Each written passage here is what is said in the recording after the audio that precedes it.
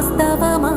ఇన్నాళ్ళ గాయాలు మాయమమ్మా, అచ్చంగా ఈ రోజు నాదేనమ్మా. కన్న ప్రాణాలు ఉల్లాస తోరణమాయేనమ్మా.